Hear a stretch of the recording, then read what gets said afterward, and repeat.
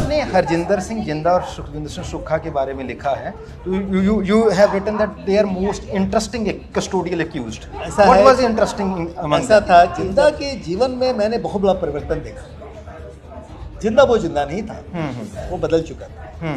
बदल करके उसमें एक शहादत का जुनून था, शहादत का एक जुनून था उसके अंदर जो मैंने देखा। और he was fully committed to the cause. फर्क आ गया उसके जीवन में, उसकी सोच में फर्क आया, ये मैं कह सकता हूं। जब 1984 में जो हमारे सिख भाई बहनों के खिलाफ जो एक राइट हुआ, इससे मैं बहुत दहल गया, बहुत ज़्यादा।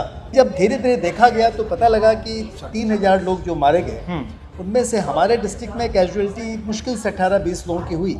जो रंगनाथ मिश्रा कमीशन जिन्होंने इंक्वायरी की, कमेटी ने इंक्वायरी की, उन्होंने यही लिखा कि अगर सेंट्रल दिल्ली में जो इतना सेंसिटिव था, वहाँ पे अगर आमोद कंठ के लीडरशिप में अगर सिखों को बचाया जा सका और इतने कंट्रोल किए गए सिचुएशन, तो और डिस्ट्रिक्ट में क्यों नहीं हुआ, ये सवाल उठा। जिस दिन ये इंदिरा गांधी की मौत हुई, मैं समझ गया कि कुछ होने वाला है, बहुत भयानक चीज़।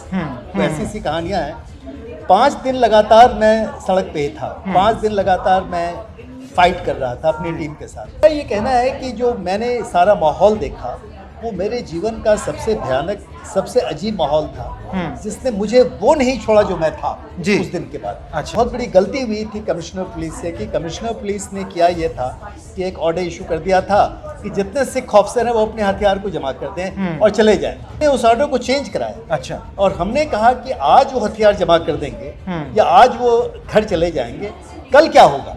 और आपको सुन के ताज्जुब होगा कि हमारे जितने भी ऑफिसर थे उनमें उनका बहुत आउटस्टैंडिंग रोल था। कुछ लोगों को थोड़ी चोट लगी, 2-3 जगह मैंने खुद जाकर उनको बचाने की कोशिश की और बचाया। जिथों तक छां तख्त दी अग्गां ही अग्गां, चौक चुराहे सड़दियां पग्गां ही पग्गां। ਹਰਮਿੰਦਰ ਮਹਿਬੂਬ ਦੀਆਂ ਇਹ ਲਾਈਨਾਂ ਨੇ 1984 ਦੇ ਵਿੱਚ ਜੋ ਸਿੱਖ ਮਾਸਿਕਰ ਹੋਇਆ, ਚਾਹੇ ਜੂਨ ਦੇ ਵਿੱਚ ਜਾਂ ਨਵੰਬਰ ਦੇ ਵਿੱਚ, ਉਸ ਦੇ ਬਾਬਤ ਲਿਖੀਆਂ ਗਈਆਂ ਨੇ। ਉਸ ਦੇ ਬਾਰੇ ਬਹੁਤ ਕੁਝ ਕਿਹਾ ਗਿਆ। ਸਭ ਤੋਂ ਵੱਧ ਜਿਹੜੇ ਸਵਾਲ ਉੱਠੇ ਨੇ ਉਹ ਲਾਅ ਇਨਫੋਰਸਿੰਗ ਏਜੰਸੀਜ਼ ਦੇ ਰੋਲ ਦੇ ਉੱਪਰ ਉੱਠੇ ਨੇ।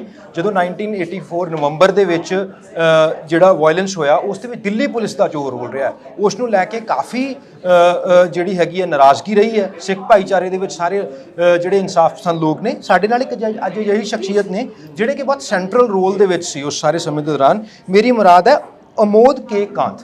ਇਹ ਉਸ ਟਾਈਮ ਤੇ deputy commissioner of police in central Delhi ਸੀਗੇ ਤੇ ਰਿਟਾਇਰ ਹੋਏ ਨੇ DG police Arunachal and Goa. ਤੇ ਹੁਣ ਪ੍ਰਯਾਸ ਨਾਂ ਦੀ ਇੱਕ NGO ਹੈਗੀ ਆ, 1988 ਤੋਂ ਲੈ ਕੇ ਹੁਣ ਤੱਕ ਉਹਦੇ ਲਈ ਕੰਮ ਕਰ ਰਹੇ ਆ। ਤੇ ਇਹਨਾਂ ਤੋਂ ਆਪਾਂ ਜਾਣਦੇ ਹਾਂ ਕਿ ਉਹ ਸਾਰੇ ਸਮੇਂ ਨੂੰ ਇਹ ਕਿੱਦਾਂ देखते हैं। सर आपका स्वागत है। सर बहुत बहुत धन्यवाद। हाँ, तो आपने इस बुक में ये भी लिखा कि 1984 का जो वायलेंस हुआ सिख्स के अगेंस्ट, it has transformed your life as a individual, as a police officer. Why it is so? नहीं, वैसे तो पुलिस ऑफिसर की हैसियत से मैंने बहुत वायलेंस देखे जी। पुलिस ऑफिसर की हैसियत से जो मेरी किताबें 2 पब्लिश हुई हैं जी, आपने पढ़ा है उसको जी। जैसे खाकी इंडस्ट्री स्टॉर्म, हाँ जो जी, नई किताब हाँ, है खाकी ऑन ब्रोकन विंग्स, तो मतलब दर्जनों की संख्या में जो बहुत सारे वायलेंट केसेस हुए, Lalit Maken case, Arjun Das case, Rajiv Gandhi assassination case, Jessica Lal case, BMW case, ये तमाम केस मेरे इन्वेस्टिगेट किए हुए हैं। लॉ एंड ऑर्डर में भी कॉम्युनल राइट्स बहुत सारे देखे जी।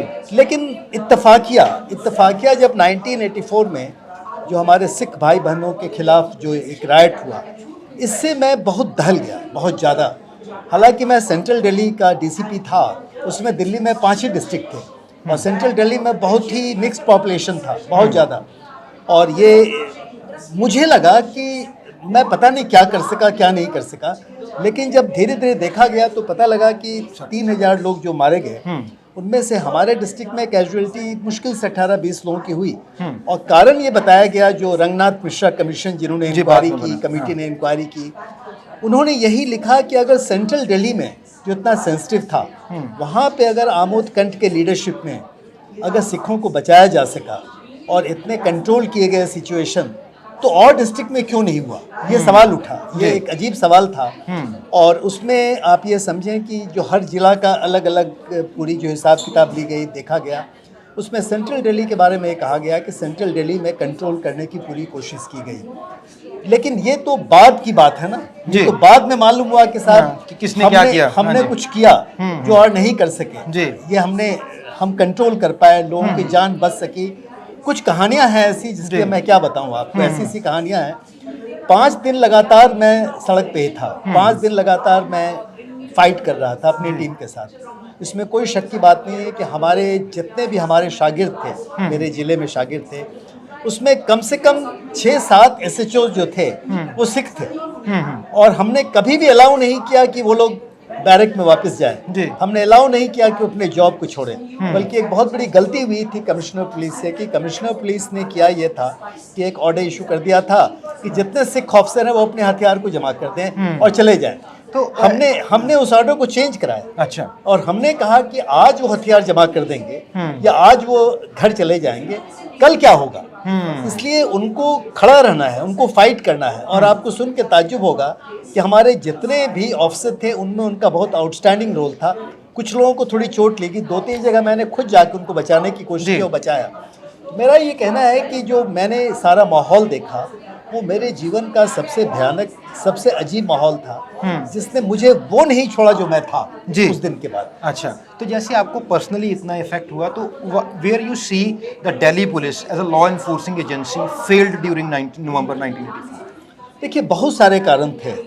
एक तो 1984 में जिस समय की ये राइट हुआ, उस समय दिल्ली पुलिस का जो अभी मतलब वेद मारवा उसके बाद आया जी, उसके पहले जो हमारे जो लोग कमिश्नर्स थे, ये सारी चीज़ थी। मैं थोड़ा बहुत कहूँगा कि मुश्किल से दिल्ली में 30 या 40 जगहों पे ये पुलिस पेट्रोल वैन हुआ करती थी। दिल्ली पुलिस की जो टोटल नफरी थी वो बहुत कम थी उस जमाने में। दिल्ली पुलिस के पास इक्विपमेंट बहुत कम थे और दिल्ली पुलिस की तैयारी इतने बड़े राइड के लिए नहीं थी। आप समझ रहे हैं? अगर आप देखें तो वेद मारवा के रहते रहते कम से कम उनका नंबर बढ़ के 1000 हो गए, जो मतलब पेट्रोल कार्स होती हैं या बहुत सारी चीज़ें होती हैं। और आज तो दिल्ली पुलिस में करीब 85,000 के आसपास लोग हैं। मेरे कहने का मतलब एक ये कारण था। दूसरा कारण लीडरशिप होता है। देखिए, जब तक आप सामने खड़े ना हो, जब तक आप चैलेंज ना करें, कोई भी राय, कोई भी मॉब हो या कोई भी इस ढंग का गलत काम करने वाला आदमी, उसको चैलेंज करना पड़ता है जी।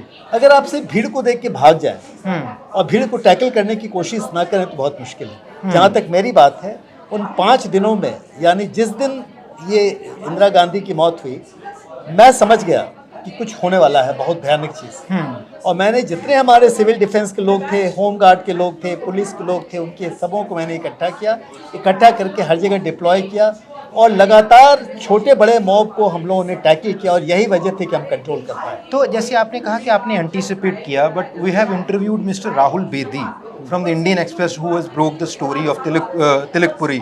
वहाँ पे जब मैसेकर हुआ तो उन्होंने कहा कि they have approach at that point of time in November 1 को तो टू निखिल कुमार को जब उन्होंने अप्रोच किया एज अ जर्नलिस्ट के समथिंग हैज़ हैपेंड, तो निखिल कुमार रिप्लाइड के I am here paying, I am a paying guest.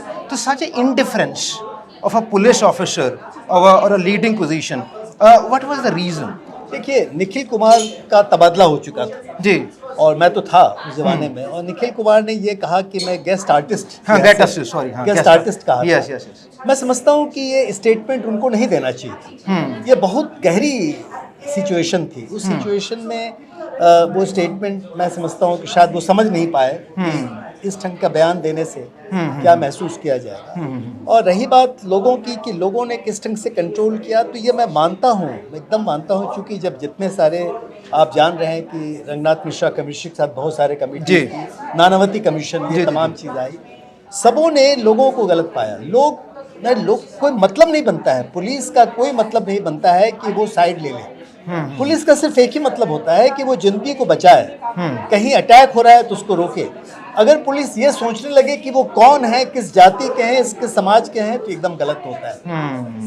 शायद वो नहीं कर पाए जी, आप समझ रहे हैं। और जो स्थिति हुई आप जानते हैं। तो आप कैसे देखते हो इसको, मतलब कि जैसे आपने सारा बताया, तो उसके बाद जो रिएक्शन हुआ ट्रांजिस्टर बम के हवाले से, या आपने ललित माकन का केस भी देखा है, या जनरल वैद्य का भी देखा है, तो वो सारे का एक्सपीरियंस आपका क्या था सिख मिलिटेंट्स के हवाले? देखिए, हमने लिखा भी है। आपने देखा होगा, मैंने किताब में कुछ अजीब सी बात लिखी है जो बहुत लोग सवाल भी कर सकते हैं। जितने लोगों को ट्रांजिस्टर बॉम्ब ब्लास्ट केस से बड़ा कोई केस नहीं हुआ। आपको पता है कि बॉम्बे में बहुत लोग मारे गए 1993 में। उसके पहले का ये सबसे बड़ा ऑर्गेनाइज्ड केस था। जो भी एक्सट्रीमिस्ट जो हमारे लोग थे, जितने ग्रुप थे उस जमाने में, उन लोगों ने इकट्ठे होकर के 5 स्टेट में ये काम किया। 80 के आसपास ट्रांजिस्टर बॉम्ब फटे, 85 लोग मारे गए, 150 लोग इंजर्ड हुए जी। इत्तफाकिया ये इत्तेफाक था कि 2 दिन के अंदर मुझे इन्फॉर्मेशन मिल गई। अब मेरे इन्फॉर्मेशन मिलने की वजह सिर्फ ये होती है कि मेरा कम्युनिटी कांटेक्ट हरदम से बहुत अच्छा रहा है। कम्युनिटी लोग का बड़ा विश्वास होता है मेरे ऊपर, तो मुझे मालूम हुआ और ये केस वर्कआउट हो गया। लेकिन मैंने एक बात लिखी, इसमें अधिकतर लोग जिन लोगों ने बॉम्ब प्लांट किया उनके खिलाफ ये एविडेंस आया, कुछ भी आया, तो ये पता लगा कि उनमें उन लोगों के पीछे कोई क्रिमिनल बैकग्राउंड नहीं था। क्रिमिनल बैकग्राउंड नहीं था, ये बात लिखा है मैंने ये बात कही भी है। ये सिर्फ एक अंदर से जो उनके एक भयानक एक तूफान था उनके दिल में, या जो एक इस ढंग की बात हुई कि उनके परिवार को मार दिया गया, उनके साथ ज्यादती हुई, इसका बदला लेने की भावना जो एक होती है, या अपना कहना कि ये गलत था और हम करेंगे, उन लोगों ने सिर्फ ये काम किया और काम पे वापस चले गए। आप समझ रहे हैं मेरी बात? जी। उनको बॉम्ब दिया गया, उन्होंने प्लांट किया, उसके पहले कुछ नहीं, उसके बाद कुछ नहीं। तो वो स्पॉन्टेनिटी से हुआ, तो जो सिख मिलिटेंसी थी उन्होंने उनको इनकॉर्पोरेट कर लिया अपने लिए, जो उनको अनफेयरली रिप्रेजेंट किया गया मीडिया में, आप समझते हो वो अनफेयर था? देखिए ऐसा है, ये तमाम बातों के बारे में बहुत मुश्किल है आज कुछ कहना, सिवाय इसके कि देखिए सवाल ये कि अधिकतर जो इस ढंग की चीज़ें होती हैं, आप समझ रहे हैं, उसमें कहीं ना कहीं एक इमोशंस की, बड़ी स्ट्रॉन्ग इमोशंस की बात होती है, और वो इमोशंस का एक मतलब होता है। ठीक है, तो हम लोग फिलहाल इस बात को यहीं तक रोकें। तो आपने हरजिंदर सिंह जिंदा और सुखविंदर सिंह सुक्खा के बारे में लिखा है, तो you have written that they are most interesting custodial accused. What was interesting among? ऐसा था कि जब जिंदा को मेरी टीम ने 2 बार अरेस्ट किया। जब जिंदा एक ड्रग पेडलर था जी, और पंजाब के बॉर्डर पे ड्रग पेडलिंग करता था जी, तो मैंने पकड़ा, हमारी टीम ने पकड़ा, मैंने उसको इन्वेस्टिगेट किया, इंट्रोगेट किया। उसके पहले ललित पांकन, अर्जुन दास मारे गए थे। लेकिन लोगों को तब भी विश्वास नहीं था, वेद मारवा भी सोचते थे कि शायद ये इसने नहीं मारा होगा। आप समझ रहे हैं? बिल्कुल। उसके बाद जिंदा को फिर अहमदाबाद पुलिस लेके गई और वहाँ से भाग गया। वो भागने के बाद फिर हम लोगों ने पकड़ लिया दूसरी बार, समझ रहे हैं? उसमें अजीत डोल ऐसा हमारे साथ। जी। तो वो जो पकड़ा गया, पकड़ने के बाद जिंदा ने मेरी तो दोस्ती भी करीब थे उससे, बल्कि हम दोनों एक ही रंग का बूट पहन के थे। वो मेरी डायरी भी उसको याद रहती थी जी। लेकिन जिंदा के जीवन में मैंने बहुत बड़ा परिवर्तन देखा। जिंदा वो जिंदा नहीं था, वो बदल चुका था। बदल करके उसमें एक शहादत का जुनून था। अच्छा, गलत या सही, गलत ही है, आप लोगों को मार नहीं सकते, मैं नहीं कर सकता लोगों को मार। तो शहादत का एक जुनून था उसके अंदर जो मैंने देखा, और he was fully committed to the cause. फर्क आ गया उसके जीवन में, उसकी सोच में फर्क आया, ये मैं कह सकता हूं। तो आप समझते हो कि वो फियरलेस था जो भी कर रहे थे वो लोग। तो but you have mentioned them as a gang. तो इंडियन पुलिस या इंडियन मीडिया में ये होता है कि जो पॉलिटिकल वायलेंस है, तो like there is a difference between a criminal and a political crime तो क्राइम ही है। मैं तो बच्चों के लिए काम करता हूँ, आपको पता है। मेरी बहुत बड़ी ऑर्गेनाइजेशन है जिसमें हजारों लोग को रखता हूँ मैं अपने साथ। तो देखिए, ये उसमें आप फर्क नहीं ला सकते। वायलेंस होता है, क्राइम होता है, तो उसको क्राइम वायलेंस को तो आपको डील करना ही पड़ता है।